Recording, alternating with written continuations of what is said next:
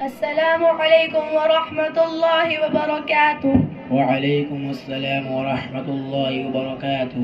بسم اللہ الرحمن الرحیم۔ سوال، کیا مرنے کے بعد دوبارہ زندہ ہونا ہے؟ جواب، جی ہاں، مرنے کے بعد دوبارہ زندہ ہونا ہے۔ سورہ صافات آیت نمبر 16 سے 18۔ سوال، بعد الموت یعنی مرنے کے بعد دوبارہ زندہ ہونا کسے کہتے ہیں؟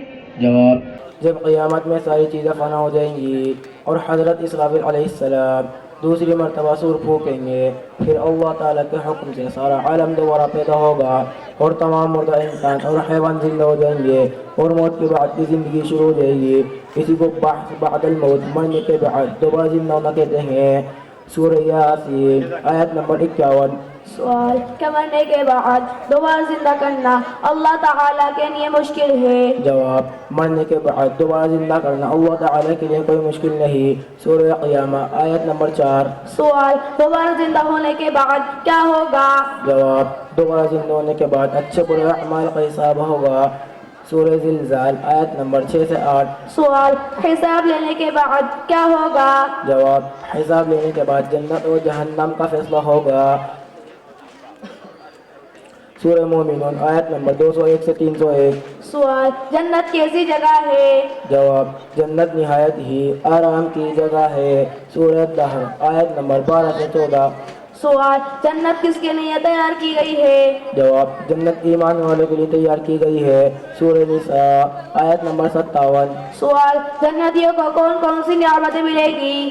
جواب، جنتیوں کو جنت میں سونے چاندی کی اینٹوں کے محلات، دودھ اور شہد کی نہریں اور ہر قسم کے پھل اور پھول، اور جن چیزوں کی جنتی تمنا کریں گے وہ سب ملے گی۔ سورہ زخرف آیت نمبر 71۔ سورہ محمد آیت نمبر 15۔ ترمذی شریف حدیث نمبر 2536۔ عن ابی ہریرہ رضی اللہ عنہ۔ سوال، کہ جنتیوں کو جنت میں کبھی موت آئے گی؟ جواب، نہیں بلکہ جنتی جنت میں ہمیشہ ہمیشہ رہیں گے، ہمیشہ ہمیشہ رہیں گے۔ ترمذی شریف حدیث نمبر 2557۔ عن ابی ہریرہ رضی اللہ عنہ۔ سوال، جہنم کیسی جگہ ہے؟ جواب، جہنم نہایت ہی تکلیف کی جگہ ہے۔ سورہ نبا آیت نمبر 21 سے 25۔ سوال، جہنم کس کے لیے تیار کی گئی ہے؟ جواب، جہنم کافروں اور مشرکوں کے لیے تیار کی گئی ہے۔ سورہ آل عمران آیت نمبر 132۔ سورہ بینہ آیت نمبر 6۔ سوال، جہنم میں کیا کیا ہوگا؟ جواب، جہنم میں بڑے بڑے سانپ اور بچھو ہوں گے، پینے کے لیے کھولتا ہوا پانی اور پیپ، اور کھانے کے لیے کانٹے دار درخت ہوں گے۔ مسند احمد آیت نمبر 712۔ عن عبد اللہ بن حارث رضی اللہ عنہ۔